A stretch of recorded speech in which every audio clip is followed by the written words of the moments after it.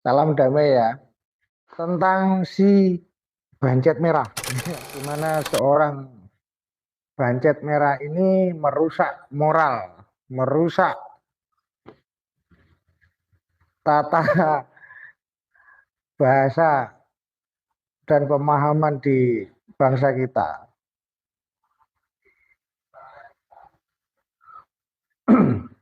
Jadi kalau kita pikir memang tidak bagus dengan cara seperti itu. Kurang beretika. Jadi mengesampingkan nilai-nilai moralitas. Jadi seenaknya petantang petenteng membuat konten yang membuat orang lain tersinggung, membuat orang lain marah, membuat orang lain gak enak hati. Sehebat apapun kita belajar tentang keagamaan, tentang keyakinan, tapi kalau kita menyakiti hati orang lain sengaja ataupun tidak sengaja ya, sayang, sayang dengan apa yang kita pelajari, sayang dengan agama yang kita anut. Kopinya baik yang itu yang agak kurang itu. Hmm, yang itu. Sambil ngopi, sambil ini. Saya kemarin dikasih hadiah pipa tulang ini sama Gus Sandi Rois waktu sholawatan kemarin.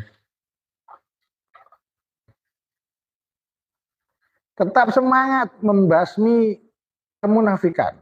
Jadi sifat-sifat munafik itu banyak dialami orang di dalam lin kehidupan. Supriyanto di Ponpes kan bangga, saya di luar Ponpes ini. Kebetulan lagi di luar.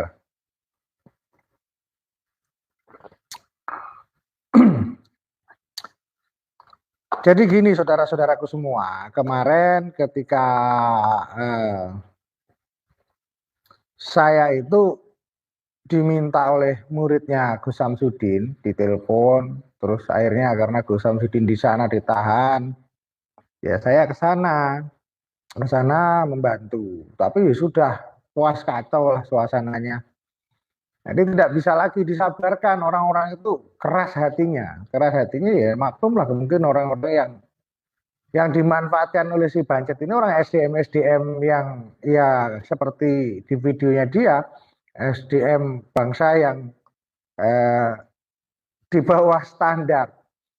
Jadi rata-rata orang yang percaya omongan dia ya sekarang logika saja anak kecil dipercaya orang tua-tua kan lucu. Berarti orang tua yang SDM-nya di bawah standar.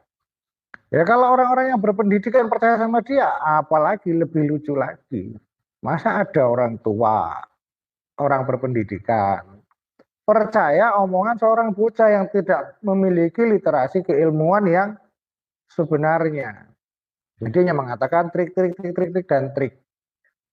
Oh, teriak-teriak dari jauh orang itu nipu, penipu ya, membuat framing seperti itu sehingga menggiring opini masyarakat bahwa seseorang yang disebut namanya itu adalah penipu, tukang settingan apa ya semua di dalam kehidupan ini settingan kalau nggak kita setting bahkan agama kita setting bagaimana kita beriman ya kita disetting oleh siapa oleh orang tua kita apa yang nggak settingan dari agama dari kehidupan lain kehidupan yang lain kepercayaan atau apapun ya disetting tanpa itu semua tidak ada muncul yang namanya iman contohnya settingan agama apa rukun iman berarti kita harus mengimani 5 perkara dalam agama kita, agama Islam ya, sebagai orang Muslim. Nah itu kan disetting kita untuk mengimani 5 ini tadi. Apa? 6 ya, 6 rukun iman. Rukun Islam ya disetting juga 5 perkara yang harus kita jalani. Kita imani apa kita lakukan. Artinya apa dalam kehidupan ini yang bukan settingan, semua disetting. Kalau nggak disetting, nggak akan muncul keajaiban, nggak akan muncul ya perubahan-perubahan pada diri manusia tanpa adanya settingan. Artinya apa salah dari settingan ini? Kan nggak ada yang salah. Orang mau men-setting bagaimanapun, ya hak orang. Tapi kalau hak orang itu dicampuri, otomatis orang itu akan marah. Orang itu akan nggak enak hati.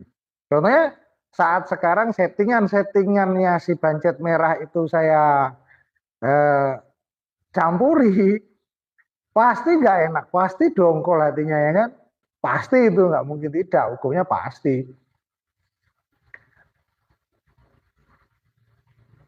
Bagaimana kalau mungkin keluarga jenengan semua settingannya dicampuri orang lain, pasti marah lah, nggak mau terima.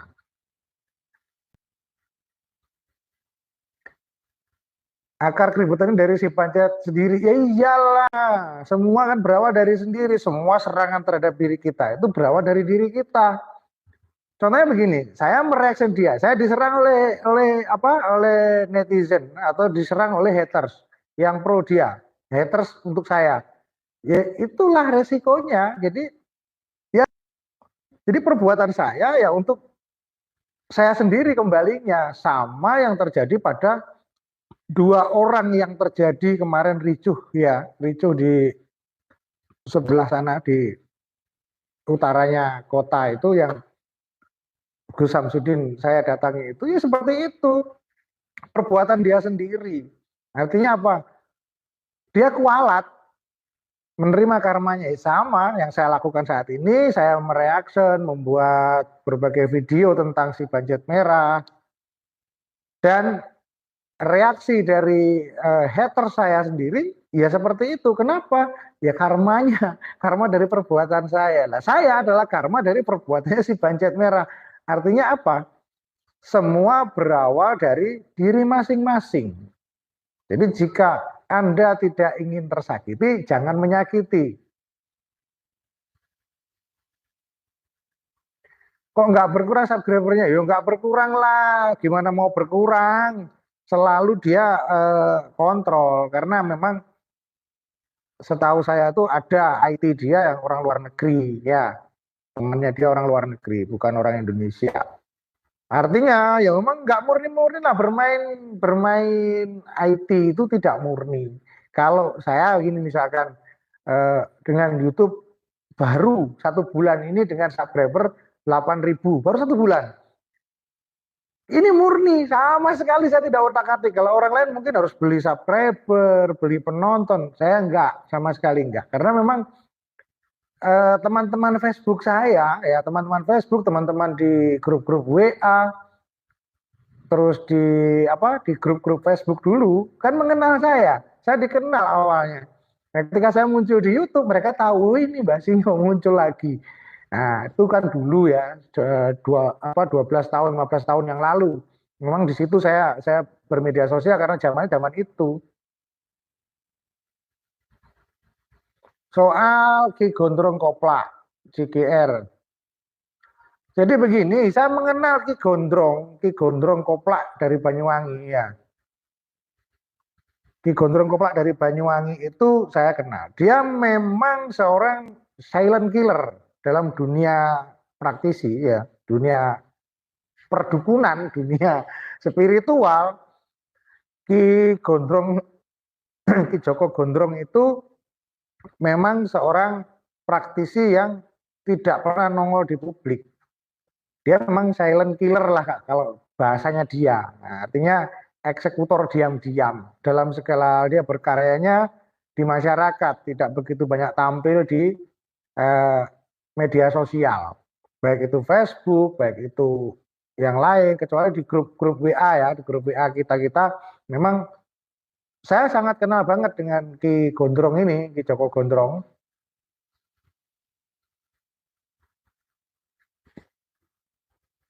Purwodadi, saya pernah komen di video Bancet Merah, saya request coba bongkar siapa Mbah Singutro. Gak berani kayaknya dia nanggapi video Mbah Singutro. Ya, nggak berani lah. Waalaikumsalam, Barain, Azara. Selamat malam, Azara. Jadi yang nanya tentang Ki Joko Gondrong, dia memang anggota dari Persatuan Tabib dan Paranormal Indonesia Bersatu. Artinya mungkin dia penasaran dengan Gus Samsudin. Nanti biarlah saya tegur, nggak usah bikin huru hara. Nanti saya tegur di belakang lah, jangan di media sosial. Silent killer itu yang takut, Mbak, bukan yang takut. Jadi gini, memang ada praktisi itu yang benar-benar dia menjalankan apa yang jadi amanah itu tidak tampil ke publik, dia diam-diam di masyarakat saja. Ada yang seperti saya muncul ke publik. Dulu saya juga nggak muncul ke publik, dia diam-diam. Tapi kesini-sini saya muncul ke publik, mereaksi apa yang terjadi karena kondisi ini ya memang harus saya bereaksi, harus saya muncul lagi. Banyak sih yang kontra dengan saya.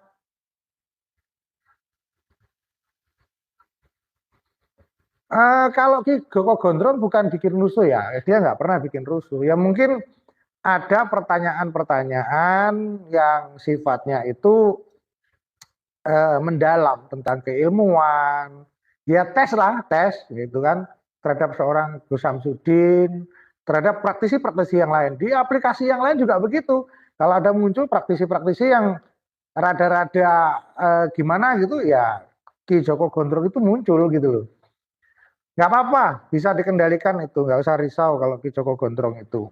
Karena dia masih bermartabat lah, walaupun gimana-mana dia bermartabat, tidak ngawur ya, tidak ngawur seperti si Bancet Merah. Oke, kembali ke bahasan kita tentang si Bancet Merah tadi. Jadi framing-framing yang dilakukan oleh dia terhadap Gus Samsudin ataupun terhadap keseluruhan praktisi yang ada di menyebut satu kata dukun, bukan menyebut oknum ya. Dukun, kalau nggak nipu cabul ya. Dukun penipu. Artinya semua disamaratakan. Jadi dari dukun bayi, dukun dukun pijat, semua penipu gitu kan, menipu orang. Disitulah masyarakat tertanam pola pikirnya dengan dibumbui trik-trik seolah-olah itu memang triknya dukun. Semua dukun menggunakan itu karena tidak banyak dukun yang belajar tentang placebo. Jadi hanya praktisi-praktisi yang mengerti ataupun orang-orang psikologi ya, orang-orang psikologi yang mengerti tentang placebo. Sorry agak terputus, terjeda ya karena sinyal.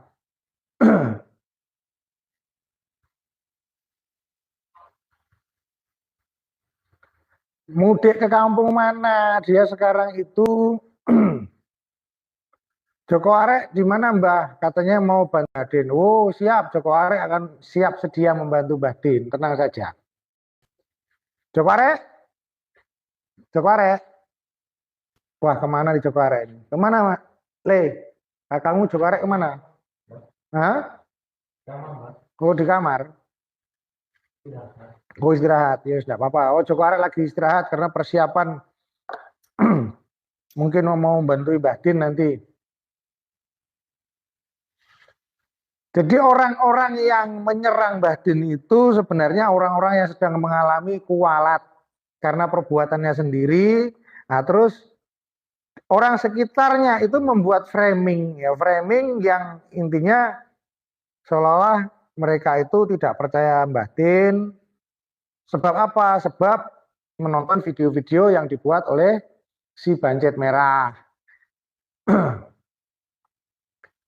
Artinya apa? Artinya si Bancet Merah ini sudah menyebarkan isu melalui media sosial ya secara terang-terangan dan masif dilakukan sekian bulan lamanya sehingga tertanam di benak masyarakat bahwa Mbah Din itu adalah penipu. Mbah Din itu tukang settingan. Ya, gimana? Masyarakat tidak percaya. Kalau masyarakat yang bisa berpikir yang cerdas ya mungkin tidak akan mudah begitu saja percaya. Nah, tapi karena masyarakat itu kadang-kadang ya di Indonesia itu sesuatu yang tidak diketahui memang dia yakini dia percaya. Dengan begitu saja. Aduh sorry live-nya keputus-putus karena sinyal wifi ya. Keputus-putus karena sinyal wifi ya. Bancet Merah nggak usah lama-lama diratakan saja. Lu ya nanti kan yang meratakan keadaan karena memang dia dibesarkan oleh media sosial, dia juga akan ditenggelamkan oleh media sosial. Dia muncul di media sosial, dia tenggelam juga di media sosial. Bukan saya, tapi kalian-kalian semua. JGR. Kalau saya rasa bukan mencari sensasi. Ki Joko Gondrong Kopla itu bukan mencari sensasi. Memang selama ini ya dia tidak muncul. Munculnya kan di dalam dunia praktisi, bukan di dunia eh, konten ya. Dia tidak pernah ngonten. Dia bukan seorang konten kreator ataupun dia seorang YouTuber. Enggak. Jadi memang dia itu praktisi beneran di masyarakat. Ya kalau nanti bikin kesro, ya kita ambil tindakan saja. Mudah-mudahan tidak bikin kisruh ya. Mudah-mudahan tidak bikin kisruh Ki Joko Gondrong atau Ki Joko Kopla itu. Nanti urusan saya lah itu. Nah, kalau orang-orang begitu saya yang ngurusi. Tenang aja. Mbak Din suruh tenang aja, enggak usah ini. Jadi kalau orang-orang tua ya urusannya sama orang tua kan gitu.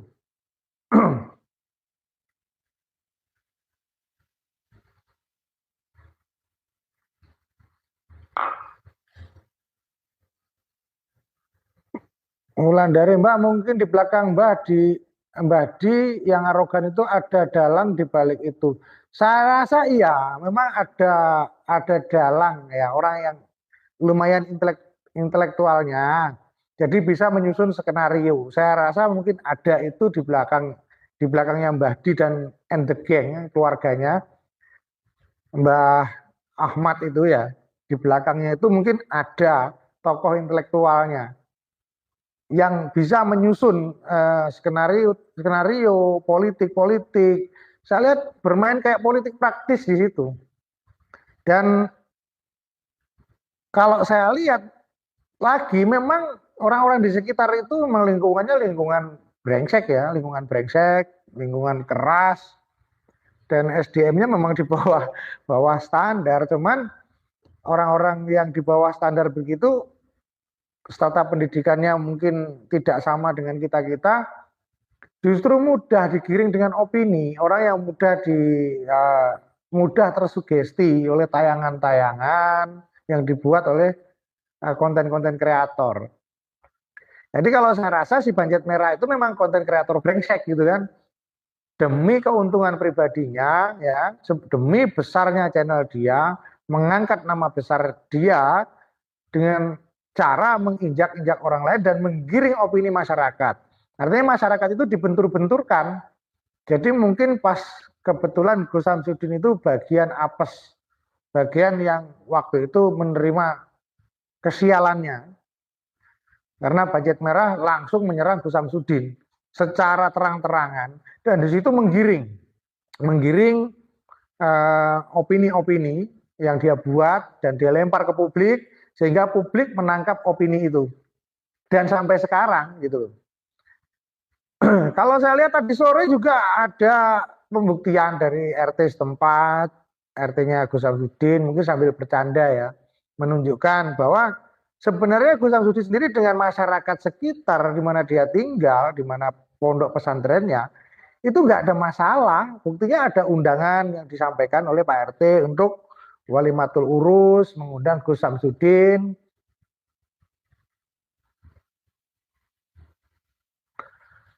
Gondrong ngajak GSC tes ke Alas Purwo Mbak, itu mau ngapain gitu Mbak? Oh gitu, mungkin mau uji nyali. Jadi gini, kita tahu rumor ya Alas Purwo itu memang alas yang angker. Memang alas yang angker, alas yang masih dipenuhi hewan-hewan buas ya, harimau, black panther, panther Jawa ya, macan kumbang, terus macan tutul, juga ular-ular yang masih besar-besar, ular berbisanya banyak. Dan memang di situ dulu pernah menelan korban, orang bertapa di situ juga ada yang hilang, tidak kembali, ada yang tidak tahu kemana rimbanya, ada dulu. Kalau dia mengajak ke Alas Purwo, artinya memang itu pendadaran untuk Gus Samsudin. Saya dukung, saya siap dampingi Gus Samsudin kemanapun. Mau ke Alas Purwo, mau ke Sanghyang Sirah, mau ke Ujung Kulon, siap saya dampingi. Jadi tidak usah takut dengan Joko Kopa atau Joko Gondrong itu tidak usah takut. Datang saja ke Alas Purwo bersama saya, tidak apa-apa.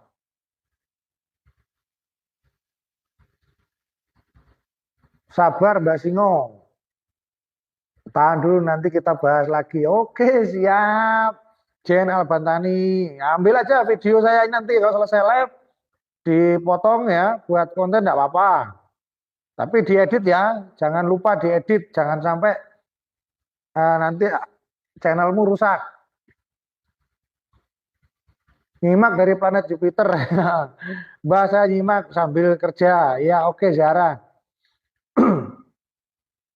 Kita kembali ke bahasan dampak dari perbuatan si Bancet Merah ini. Jadi masyarakat sekarang itu harus lebih cerdas lagi setelah mulai terkuak pelan-pelan ya.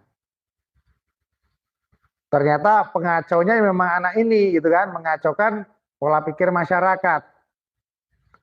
Dan masyarakat akan menyerang satu sosok yang di frame tadi. Gus Samsudin di frame di situ sama dia, di frame sebagai seorang penipu, tukang settingan, tukang ini, tukang itu. Padahal semua di dunia ini yang masih kita hidup di alam nyata ini settingan semua. Baik beragama, dalam keseharian, ya semua disetting. Termasuk kita menghidupi anak-anak kita ya dengan settingan. Oh caranya ngasih makan begini, settingannya, caranya ngasih sekolah supaya pintar tuh begini. Semua disetting, termasuk moralitas anak kita pun kita setting.